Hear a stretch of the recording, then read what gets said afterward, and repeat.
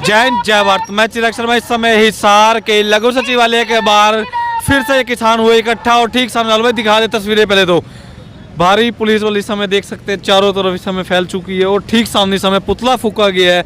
जान लेते हैं किस चीज़ का पुतला फूका गया है और किस कारण फूका गया, क्या ऐसी नौबत आना पड़ी। जनाब नमस्कार। केंद्र सरकार का जो जन विरोधी, शिक्षा विरोधी, खेती विरोधी जो बजट आया है 3 दिन पहले, उसके विरोध में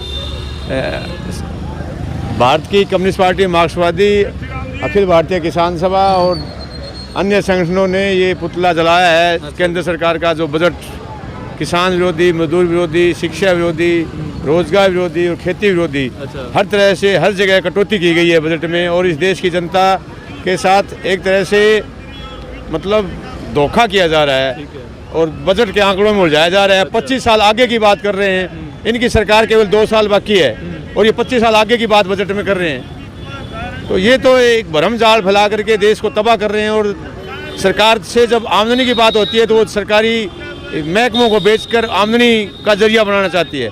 हिंदुस्तान के पूंजीपतियों को आज से 8 साल पहले जिनके ऊपर 30% टैक्स लगता था, आज उनके ऊपर केवल 15% टैक्स रह गया है। और दूसरी तरफ देश की जो किसान आबादी है, मजदूर आबादी है, किसानों को डीजल जो है 100 रुपये लीटर दिया जा रहा है, जबकि हमारे से ले जाकर बांग्लादेश, श्रीलंका, नेपाल जो है 50 रुपये लीटर बेच रहे हैं डीजल। वो हमारे देश से जाता है, हम कमा के देते हैं। डीजल का फिलहाल का क्या रेट है? डीजल की बात चल ही पड़ी है, 100 रुपये तो कहीं ना कहीं 96 रुपये कुछ पैसे तो पेट्रोल है। एक लमसम है वो। अभी ये चुनाव है यूपी का, ये 5 राज्यों में, अभी ये बताएंगे इसको। डॉलर का बैरल में डॉलर के हिसाब से तो अंतर्राष्ट्रीय स्तर पर जो है पेट्रोलियम पदार्थों के दाम बढ़े हुए हैं। यदि ये चुनाव नहीं होते तो अभी 100 से ऊपर डीजल होता है।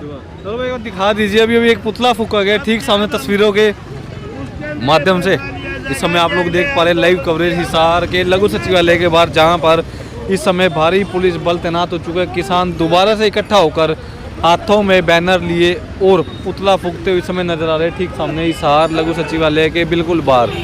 काफ़ी लंबा समय हो चुका है जहां पर महिलाओं को, अगर आंगनबाड़ी महिलाओं की बात करें, महिला मंडल भी काफ़ी लंबे समय से यहाँ पर आंदोलन करती हुई नजर आ रही है। दरिया यूं ही रोजाना बिछती है, रोजाना यूं ही दरिया उठती है, पर उसके बावजूद भी आज तक समाधान नहीं निकल पाया। ना जाने ऐसा क्या कारण है, क्या नौबत आन पड़ी जिसके चलते हुए महिलाओं में इतना रोष और जोश है, जिसके बाद रोजाना यहाँ पर देख सकते ठीक सामने इस समय देख पा रहे भारी संख्या में महिला मंडल रोजाना इस समय अपना कार्य करती हुई नजर आ रही है। तस्वीरों के माध्यम से आप लोग देख पा रहे हिसार के लघु सचिवालय के बिल्कुल बाहर। वो तो वक्त ही बताएगा आने वाला कि कब तक इन चीज़ों का समाधान निकलेगा। पर फिलहाल की अगर बात करूँ, हिसार लघु सचिवालय के बिल्कुल बाहर रोजाना यहाँ पर कोई ना कोई आए दिन धरना प्रदर्शन होता ही रहता है। कहीं ना कहीं कुछ कमी है, सिस्टम में कुछ खामियां है, जिसके कारण लोगों को इकट्ठा होकर यूं ही सड़कों पर बैठना पड़ता है, धरने प्रदर्शन लगाने पड़ते हैं। सो ज़्यादा से ज़्यादा वीडियो को शेयर करें, कमेंट करें, अपनी प्रतिक्रिया कमेंट में रखें कि आपका क्या मानना है। फिलहाल कुछ और लोग मौजूद है और वार्तालाप जरूर करेंगे सबसे कि पुतला फूका गया तो किस लिए फूका गया। पूरा मामला एक व्यक्ति ने अभी बताया ही होगा। फिलहाल और लोग मौजूद है, एक बार इनसे भी जान लेते हैं। ताऊ जी नमस्कार। नमस्कार भाई। ताऊ जी, किसका पुतला फूका गया और किन कारणों से फूका गया? आज 4 तारीख को किसान विरोधी बजट के संदर्भ में किसान सभा ने इस सरकार के बजट की प्रतियां भी जलाई हैं और सरकार का, केंद्र सरकार का सीतारमण के रमन से वित्त मंत्री के हुआ और मोदी जी का पुतला जलाया है। हम इस बजट का बहिष्कार करते हैं, इस बजट की प्रतियां फूकते हैं, क्योंकि इस बजट के अंदर किसान को सिवाय जलील करने के सिवाय और कुछ नहीं दिया है। किसान की एमएसपी खत्म, किसान की सब्सिडी खत्म, किसान के बीज भाव के ऊपर जो है ना वो खत्म। तो हम इस बजट का क्या करेंगे? एक सवाल था, काफी लंबे समय से आपका किसान आंदोलन में सहयोग रहा है, कंधे से कंधा मिलाकर। इन महिलाओं को भी काफी लंबा समय हो चुका है, क्या लगता है हल निकल पाएगा इनका भी? बिल्कुल हल निकलवाएंगे इनका।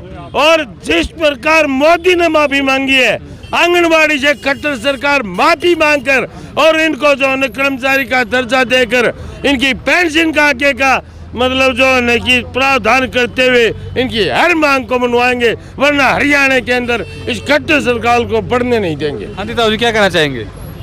ऐसा है, आज जो है मार्क्सवादी कम्युनिस्ट पार्टी ने जो 3 दिन पहले वित्त मंत्री सीतारमण ने जो बिल पेश किया था, ठीक है जी, बिल बजट जो पेश किया था, बजट जो है ना बजट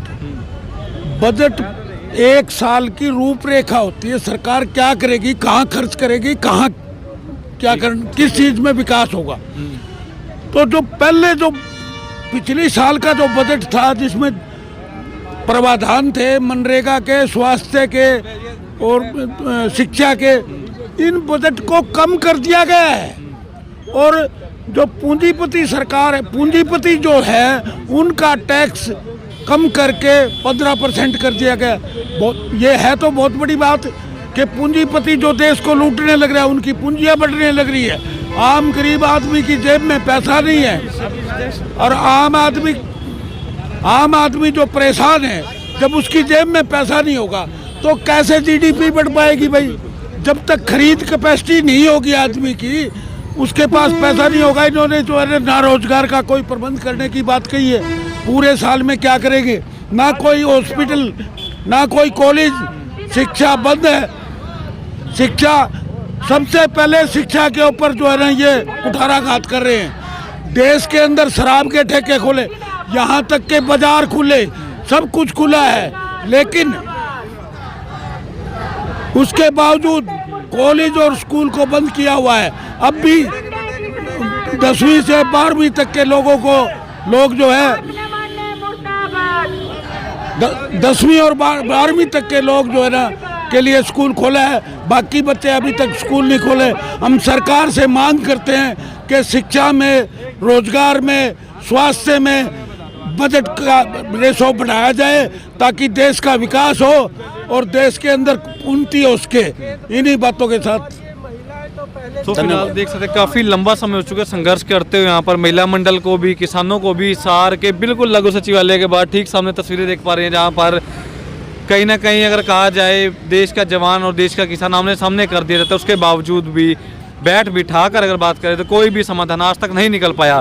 सो वीडियो को ज़्यादा से ज़्यादा शेयर करें, कमेंट करें और आपकी क्या राय है कमेंट में अपनी राय रखना ना भूलें।